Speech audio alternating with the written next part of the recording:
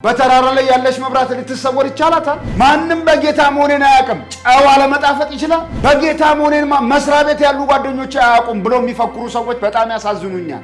ለሱ ያለን ፍቅር ሲደበዝዝ ስማችንን ለማስጠበቅ ነው የምንተጋው። ወገኖቼ ሆይ ለሱ ያለን ፍቅር የቀደመ ፍቅር ግን በውስጣችን መቀጣጠል አለበት። ወገን ሁሉ ይወቅ፣ የሚያውቀን ሁሉ በጌታ መሆናችንን ይወቅ፣ የሚሰማን በጌታ መሆናችንን ይስማ። ያዳነኝ እሱ ነው፣ የፈወሰኝ፣ ያቆመኝ፣ በህይወት ያቆመኝ፣ አፍረቴን በክብር የለወጠው። ለጌታ ያለን ፍቅር ሲቀንስ መፍትሄው ምንድነው? ንስሐ መግባት ነው። ያለው ምንድነው?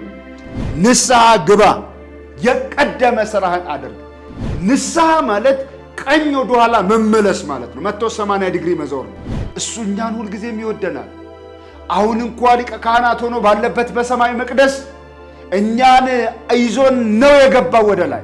እሱ በፍጹም ፍቅሩ አያረገርግም፣ በፍቅሩ አይለወጥም። የኛ ፍቅር ግን በሁኔታዎች ተለዋወጠ። ምን አድርጌ ነው ብሎ ይጠይቃል። ምን አጠፋው?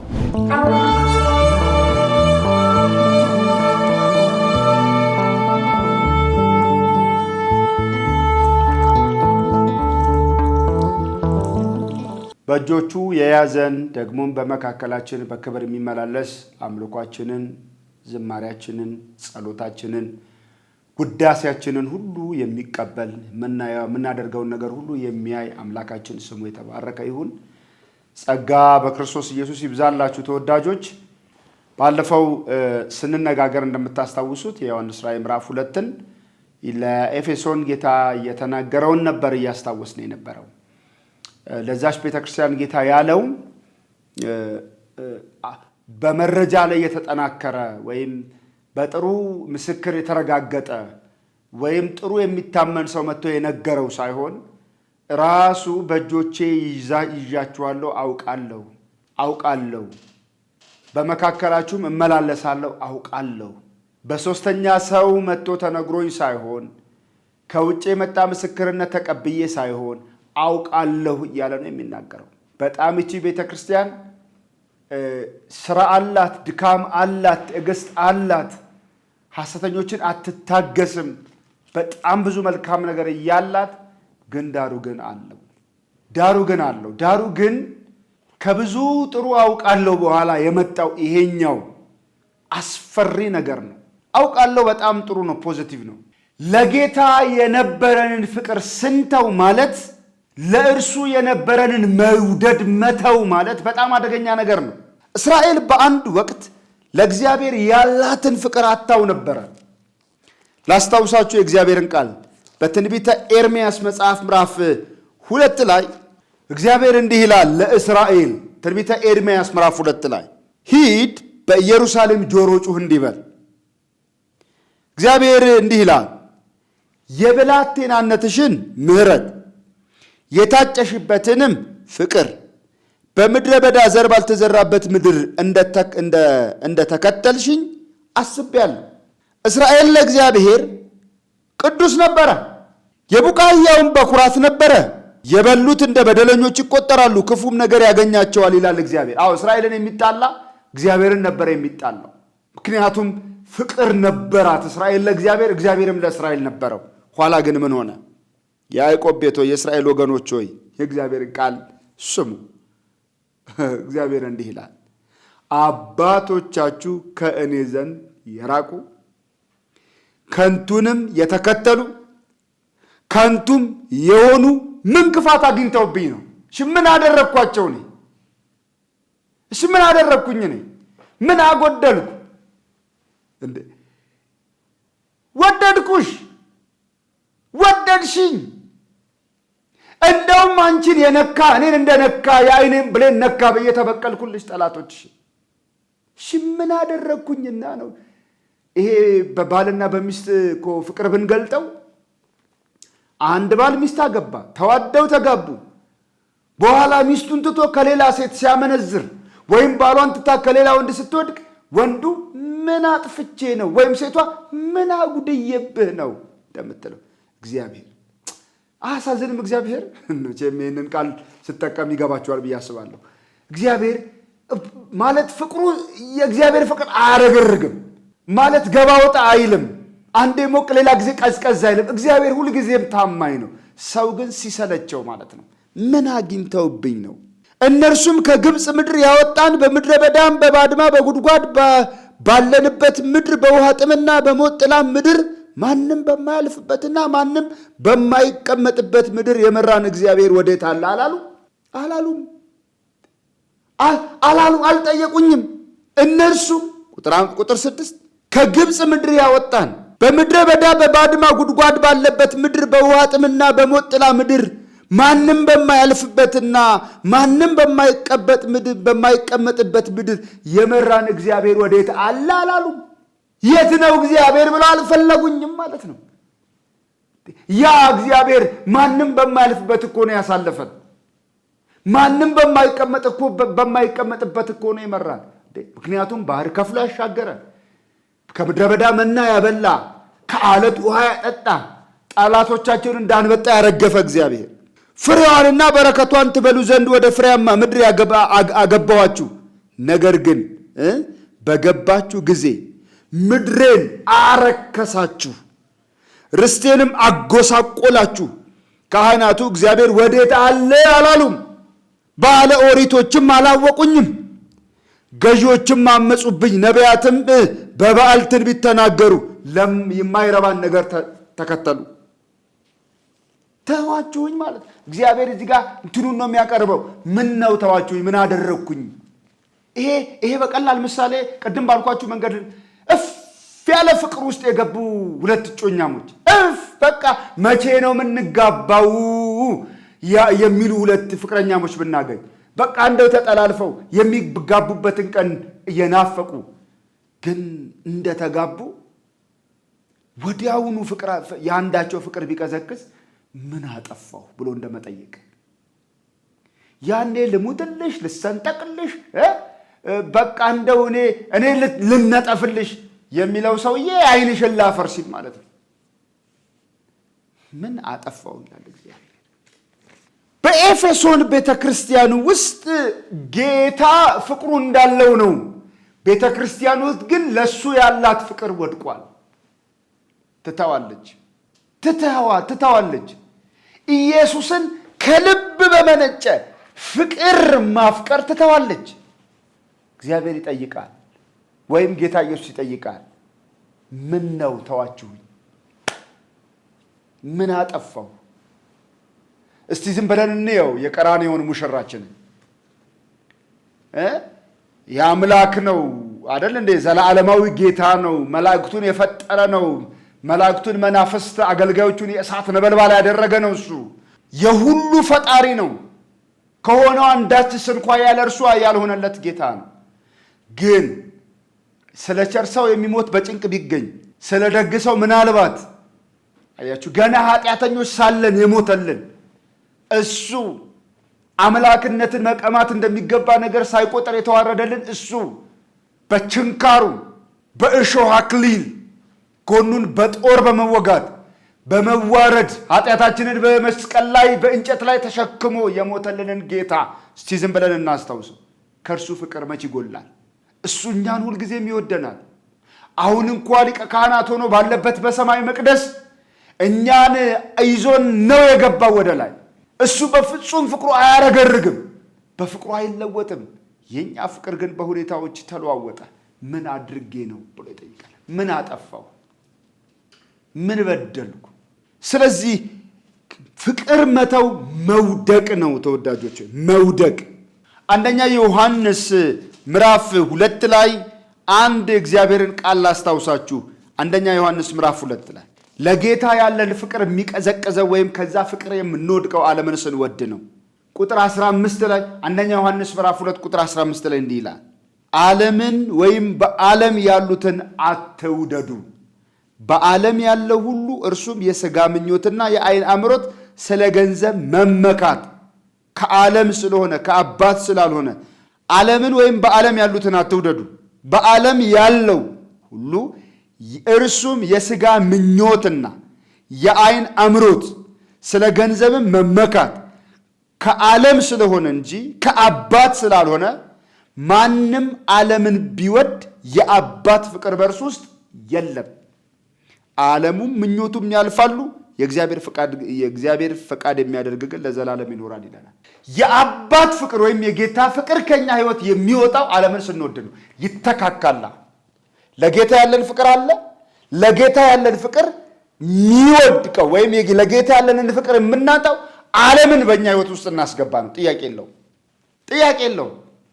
አንድ ሰው ለሚስቱ ያለው ነገር የሚቀዘቅዘው ለሌላ ነገር ያለው ነገር ሲጨምር ነው።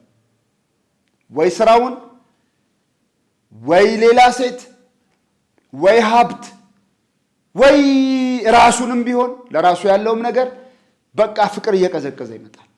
ለጌታ ያለን ፍቅር የሚቀዘቅዘው በአገልግሎታችን ውስጥ ዓለምን ስንወድ ነው። በዓለም ውስጥ ምኞት አለ አብሮት። ለምሳሌ ሰባኪ ዝናውን ሲፈልግ፣ በዚያ ገንዘብ ጥቅም ማግኘት ስንፈልግ፣ በሰዎች ፊት ሞገስ ለማግኘት ስንፈልግ ፍቅር እየቀዘቀዘ ይመጣል። ምክንያቱም ሌላውን ነገር ስንወድ የነበረውን ነገር እናወጣለን። ውሃ የሞላበት ብርጭቆ ይዘን ውሃ እኮ ቧንቧ ብንከፍት ይገባል፣ ግን የነበረው እየወጣ አዲስ እየገባ ነው የሚሄደው። በቃ እንደዛ ነው። የነበረው ይፈሳል። አያችሁ፣ ኢየሱስን ከውስጣችን የሚያወጣው የዓለም ፍቅር ነው። የሌላ ነገር መውደድ ነው። ዝናችንን ስንወድ፣ ክብራችንን ስንወድ፣ ስማችንን ስንወድ፣ በሰዎች ዘንድ ያለን ተፈላጊነት ስንወደው ኢየሱስን እያወጣ ነው እንመጣለን ከኛ ህይወት ውጭ። በዓለም ያለውን ነገር መውደድ። ጢሞቴዎስም ላይ አንድ ነገር ይናገራል። አንደኛ ጢሞቴዎስ ምዕራፍ 6 ቁጥር 10 ላይ ገንዘብን መውደድ የክፋት ሁሉ ስር ነውና አንዳንዶች ይህንን ሲመኙ ከሃይማኖት ተሳስተው በብዙ ስቃይ ራሳቸውን ወጉ ይለናል። ከጌታ ይልቅ ገንዘብን ስንወድ አያችሁ፣ ገንዘብ እየገባ ጌታን ከህይወት እያወጣ ነው እንመጣለን። በቃ ይሄ በጣም አስቸጋሪ ነው። ገንዘብ በጣም አስፈላጊ ነገር ነው ይታወቃል። ግን በጣም ስንወደው ከጌታ እያራቀን ይመጣል። ጌታ ኢየሱስን ከሌላው ነገር ጋር ማነጻጸር፣ ከሌላው ነገር ጋር ማወዳደር፣ ከሌላው ነገር ጋር ጌታ ኢየሱስን ማፎካከር በጣም አደገኛ ውድቀት ነው። ኢየሱስ ብቸኛ የህይወታችን ጌታ ነው። ጠባቂያችንና እረኛችን እሱ ነው። የመጀመሪያው ፍቅር ሲተው የሚደረገው ነገር ይህ ነው። ፍቅር ስንተው አንጸልይም ላይሆን ይችላል፣ እንጸልያለን፣ ግን በዛ በተጋጋለው አይደለም። በተጋጋለው ፍቅር አይደለም፣ እየቀነሰ ይመጣል። ጾማችንም አንጾምም ማለት ላይሆን ይችላል፣ ግን ኦኬ በኋላ እያለ ጸሎቱም ይቆማል፣ ጾሙም ይቆማል፣ ዝማሬውም ይቆማል፣ ይመጣል። በኋላ በደንብ እንትን ሲሆን ይመጣል። ግን አንዳንዴ የጉባኤ ብቻ ጸላዮች እንሆናል። ጉባኤ ላይ የሚጸልዩ ሰዎች አሉ። በቃ ጉባኤን 1 ሰዓት ገትረው ያጸልያሉ። በግል ህይወታቸው ቤታቸው ውስጥ አይጾሙም ወይም አይጸልዩ። በአንድ ወቅት አንድ ወንድም የነገረኝ ነው። እንጀራ ቀርቦ ባርኩ ማለት እንጀራው እንግዲህ ጸልየናል ለምንበላው ክርስቲያኖች እና ያ አብረው ሲበሉ ወገኖች ወንድሞች ናቸው። በል ጸልይ ይለዋል አንዱ ወንድም እና ያ ወንድም ምን ይላል? በቃ በአየር ላይ የሚርመሰመስ በቃ በሆዶ የሚሳብ እንዲህ በውሃ ውስጥ ያለ እያለ በቃ ጸሎቱን እንትን አለው። በቃ ግሳጼ ሁሉ ጀመረ፣ መውጋት መንቀል ሁሉ ጀመረ እና የተደረገ ወጥ ቀዘቀዘ ብቻ አይደለም እንጀራው እንትን አለ፣ ደረቀ። ከዛ አብሮት ያለ ወንድም በቃ አልዋሉ። አሁን ይሄ ምንድን ነው? በግል ህይወቱ የማይጸልይ ሰው ለመሆኑ ምን ምስክር ነው? ጸሎት ምክንያቱም ያ አለ ስለሰጠን እናመሰግንሃለን ነው፣ የሰሩትን እጆች ባርክ ነው አይደል? በቃ የማዕድ ጸሎት ይታወቃል። ግን ቤታችን ማንጸልይ ሰዎች ስንሆን ዝም ብሎ በቃ ያገኘነውን ይሄ ሰው ፊት ያለንን ክብር አስጠባቂዎች እንሆናለን። ይሄ በጣም አስጨናቂ ነው። ምስክርነታችንንም እናቆማለን። ይኸውላችሁ ስለ ጌታ የምናወራው ከጌታ ጋር ፍቅር ሲይዘን ነው። ማንም ሰው ያፈቀረውን ሰው ነው አይደል ለሌላው ሰው እዩልኝ ስሙልኝ እያለ የሚናገረው። ምክንያት ፈልጎ ስለሚወዳት ወይም ስለምትወደው ሰው የሚያወራው በጣም ፍቅር እኮ ስፍራውን ሲይዝ ነው። እኛም በተገኘንበት አጋጣሚ በስራ ቦታም ሊሆን ይችላል፣ በቤተሰብ ውስጥ ሊሆን ይችላል፣ በምንም ፍቅር ከጌታ ጋር የተጣበቀ ፍቅር ሲሆን ነው ጌታን የምናወራው። አንዳንዶቻችን ግን ካልጠየቁን አንናገርም። እንደውም ጭራሽ ክርስቲያን መሆናችንንም ለመደበቅ ነው የምንሞክረው። አንድ ጊዜ በደርግ ዘመን ሆነ የተባለውን ታስታውሳላችሁ። አንዱ በደርግ ጊዜ ነው አሉ በቃ እንደው መከራ አለ ወደ ሌላ ቦታ ተዘዋውሮ ለስራ ተዘዋውሮ ነው የሚሄደው እና ያን ጊዜ ስደት ነው ይታወቃልና ወገኖችን ሰብስቦ ጠየቃሉ። ዋካችሁ እኔ ልሄድ ስለሆነ ጸልዩልኝ ጌታ በድል እንዲመልሰኝ አለ። ጸልዩለት ሄደ። 2 ዓመት ቆይቶ መጣ። እንዴት ነው አሉት። ጌታ ይባረክ፣ ክፉ ሳያገኘኝ ክፉ ሳያየኝ ተመለስኩ አለ። የምስጋና ፕሮግራም አዘጋጅቻለሁ ቤቱ ኑ አለ። ወገኖች መጡ። እስቲ እንዴት ነበር ንገረን አሉት። እና ሲነግራቸው አንድ ሰው ሳይናገረኝ እንዴት ሲጨፍሩ ስጨፍር ሲበሉ ስበላ ሲጠጡ ሲጠጣ አንድ ሰው በጌታ መሆኔን ሳያውቅ ተመለስኩኝ አለ። እና ለዚህ ቡና አስፈልቶ እዛ ዳቦውን ቆርሶ የምስጋና ፕሮግራም ብሎ ያዘጋጃል። ይሄ ማፈር ነው። አንዳንድ ሰው እንዲህ ያለ በጌታ መሆኔን ማንም ማያውቅም። እንዴት ነው ማያውቀው? በተራራ ላይ ያለች መብራት ልትሰወር ይቻላታል? ማንም በጌታ መሆኔን አያውቅም። ጨው አለመጣፈጥ ይችላል? በጌታ መሆኔን መስሪያ ቤት ያሉ ጓደኞች አያውቁም ብሎ የሚፈክሩ ሰዎች በጣም ያሳዝኑኛል። ለሱ ያለን ፍቅር ሲደበዝዝ ስማችንን ለማስጠበቅ ነው የምንተጋው። ወገኖቼ ሆይ ለሱ ያለን ፍቅር የቀደመ ፍቅር ግን በውስጣችን መቀጣጠል አለበት። ወገን ሁሉ ይወቅ፣ የሚያውቀን ሁሉ በጌታ መሆናችንን ይወቅ፣ የሚሰማን በጌታ መሆናችንን ይስማ። ያዳነኝ እሱ ነው፣ የፈወሰኝ፣ ያቆመኝ፣ በህይወት ያቆመኝ፣ አፍረቴን በክብር የለወጠው፣ እድፌን በንጽህና የለወጠው እሱ ነው። ኃጢአተኝነቴን በጽድቅ የከደነው እሱ ነው። አገር ይወቅ። ይሄ በቃ የተረጋገጠ ነው። ክብር ለጌታ ይሁን። ስለዚህ አንድ ሰው ፍቅሩ እንደቀዘቀዘ በዚህ ማወቅ ይችላል። ከጌታ ይልቅ በሌላ ነገር መደሰት ሲጀምር፣ ነፍሳችን በጸሎት ከመደሰትና ከመርካት ይልቅ በሌላ ነገር መርካትና መደሰት ስትጀምር፣ አእምሯችን በሌላ ፍቅር ሲሞላ፣ ፍላጎታችን ሌላ ሲሆን፣ ለእያንዳንዱ ነገር ምክንያት ማብዛት ስንጀምር፣ ጉባኤ ለምን ቀረ? ቢዚ ስለሆንኩ ነው። ህብረት እንደዚህ፣ ባይብል ስቴዲ እንደዚህ፣ መጽሐፍ ለምን አታነብም? እንደዚህ በምክንያቶች መጥለቅለቅ ስንጀምር፣ ገንዘብ ከእግዚአብሔርና ከቃሉ ይልቅ ሲበልጥብን፣ ህብረት ሲበልጥብን በሌላ እንደተያዝን በዚህ እናውቃለን።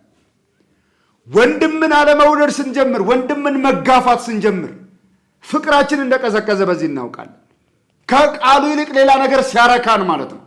አሜን የምንለው ሌላ ነገር ሲሆን፣ መስቀሉ ሲሰበክ ሳይሆን ትጥሳለህ ትጠረምሳለህ ላይ አሜን ማለት ስንጀምር ለመስቀሉ ያለን ፍቅር ሲሟሽሽ እናውቀዋለን። በዙሪያችን ያለውን ነገር ሁሉ ኃጢአቱን በቸልተኝነት ስናልፍ ኢትስ ኦኬ በሚል ኮምፕሮማይዝ ማድረግ ስንጀምር፣ ማመቻመች ስንጀምር ለጌታ ያለን ፍቅር እንደቀነሰ በዚህ እናውቃለን። ይሄ በጣም አስቸጋሪ ነው።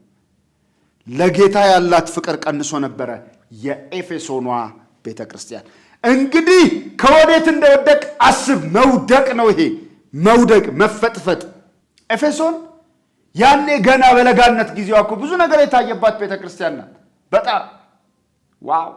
የጳውሎስ ስብከት የነ አቂላ የነ ጵርስቅላ ነገር እዛ እነ ጢሞቴዎስ በነበሩበት ጊዜ ተሟሟቀች፣ የተጋጋለች ቤተ ክርስቲያን፣ የጣዖት አምልኮ ሁሉ የተተወባት፣ የጥንቆላ መጽሐፍ የተቃጠሉባት፣ በቃ ቃል የፈሰሰባት፣ ኤፌሶን መልእክት ላይ ያለ የነገረ መለኮት እውነት የተጠቀጠቀበት መጽሐፍ የተጻፈላት፣ በስመ አብ በጣም የምታስገርም ቤተ ክርስቲያን ነበረች። ቤተ ክርስቲያኒቱ ግን ወደቀች። ከዛም ያህል ከፍታ ወደቀች። ኢየሱስ መፍትሄ አለው። እንግዲህ ከወዴት እንደወደቀ አስብ።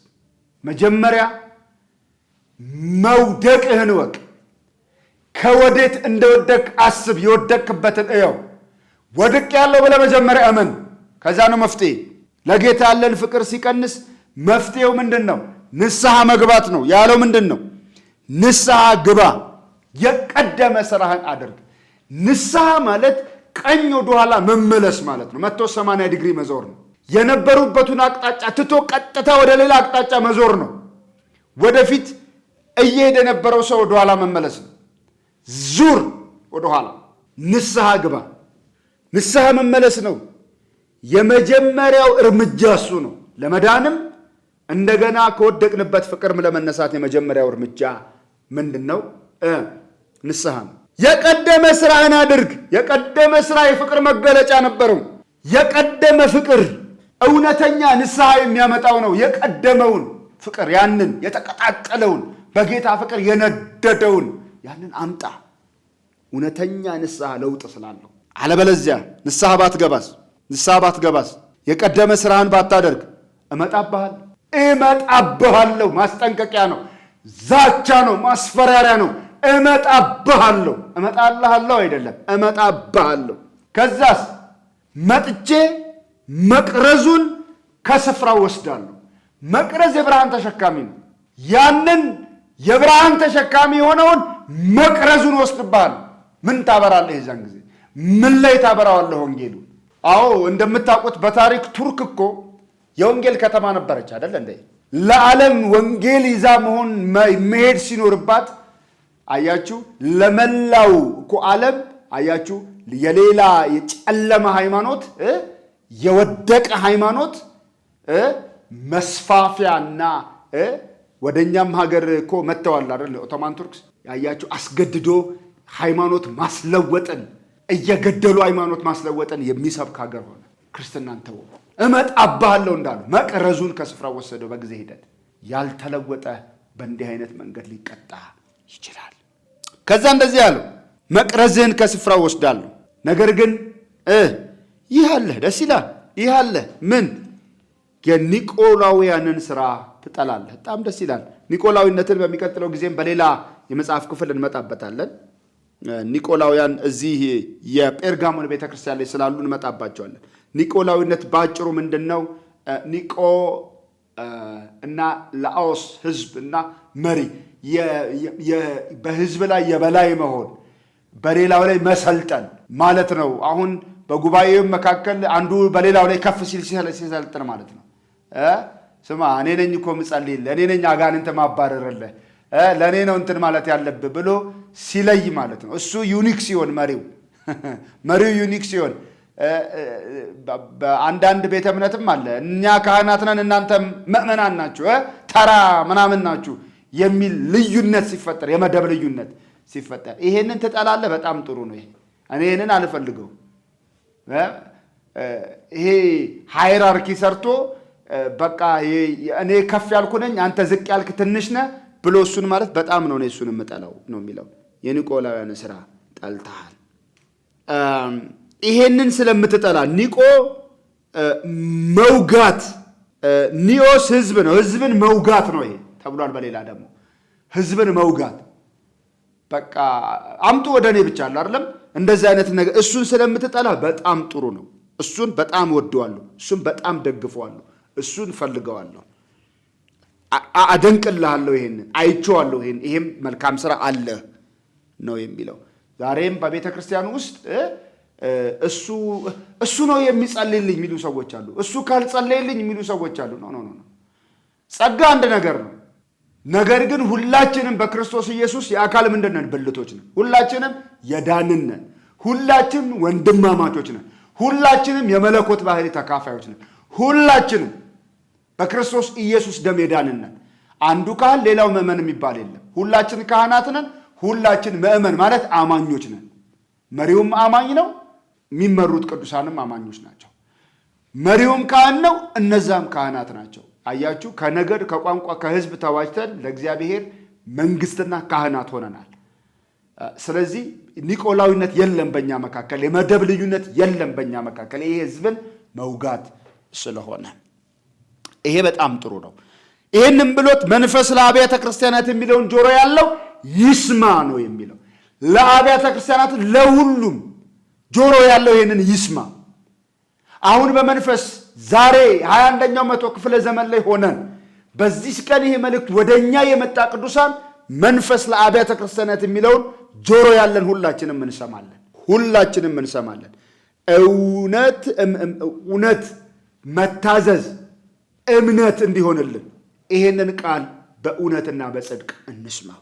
ድል ነሺው ግን የተሰጠው ተስፋ አለ። ለድል ነሺው ምን ተሰጠው?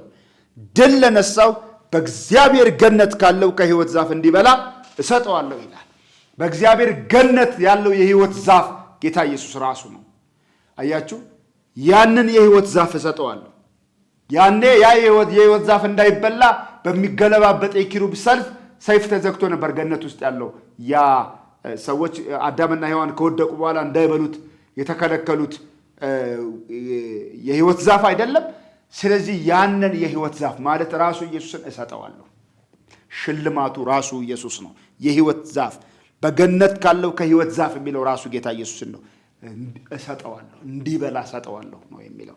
ለዘላለም የሚኖር ህይወት እሰጠዋለሁ፣ ራሴን እሰጠዋለሁ። ዋው! የድል ነሹ ተስፋ ባልቀዘቀዘ የክርስትና ህይወት ለሚኖር የሚሰጥ ተስፋ ይሄ ነው። የተወደዳችሁ ቅዱሳን የጌታ የኢየሱስ ጸጋና ሰላም ይብዛላችሁ። ዛሬም የምንኖረኛ ከቀዘቀዘ አምልኮ፣ ፍቅር ከራቀው አገልግሎት፣ በቃ ጌታ ኢየሱስን ካለመጠማት የሚመጣ መንፈሳዊ ልምምድ ራሳችንን በማውጣት መንፈስ ለአብያተ ክርስቲያናት የሚለውን በመስማት በማመን ያንን በገነት ካለው ከህይወት ዛፍ ለመብላት እንድንችል ጌታ ይርዳል። ጸጋና ሰላም በክርስቶስ ኢየሱስ ይብዛላችሁ። ተከናወኑ። መልካም ቀን ይሁንላችሁ። ይሄ ለትምህርት ለተግሳጽ ልብን ለማቅናት የሆነው ምክር በህይወታችሁ ይስራ። በእውነት ይህንን አገልግሎት ለሌሎች ሼር በማድረግ አገልግሎታችን እንድታሰፉ በጌታ ፍቅር ጠይቃችኋለሁ። ጸጋ ይብዛላችሁ።